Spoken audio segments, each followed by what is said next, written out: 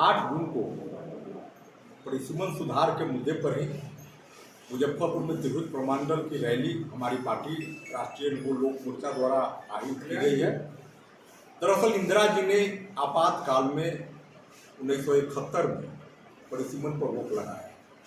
हम लोग भी उसके पहले ऊपरी संसदीय क्षेत्र के हिस्सा था, तब सीवर संसदीय क्षेत्र का अस्तित्व नहीं था।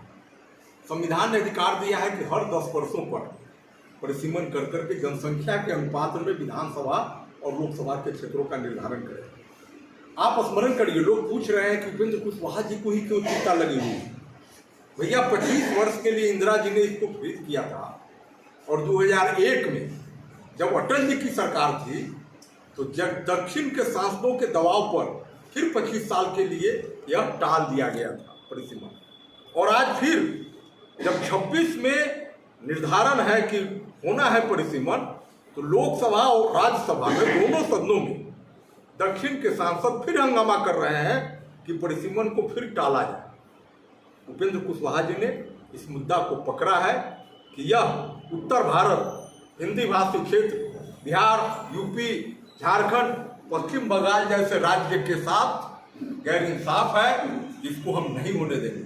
अभी आरंभ में उपेंद्र कुशवाहा जी और हम लोगों की पार्टी इस मुद्दे को लेकर के जनता के बीच जन समर्थन जुटाने के उद्देश्य से आए हैं।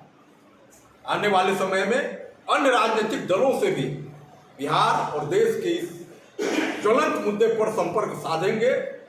आवश्यकता हुई तो बिहार के बाहर भी हमारे नेता जाएंगे, लेकिन इस बार हर हालत में 26 में लोकसभा और विधानसभा का परिसीमन हो, ऐसा दबाव, ऐसा आवाज बिहार से उठना चाहिए। अगर परिसीमन हुआ तो लोकसभा का बिहार में कम से कम 60 सीट होगा और 1/3 विधानसभा की भी सीट पड़ेगी।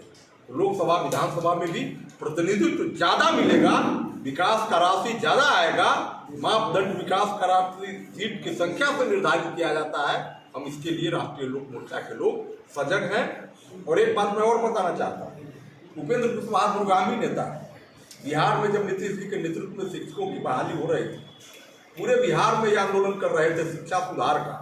इनका सुझाव था कि बीपीएससी जैसे कोई चयन प्रक्रिया हो जो नियोजन करे। देर सवेरे उसको मान लिया गया।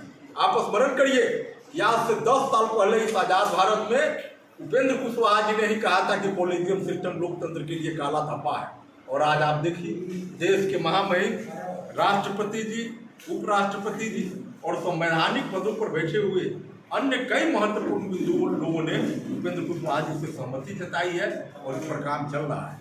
उसी प्रकार से यह सोच है कि परिसीमन 26 में हर हालत में हो।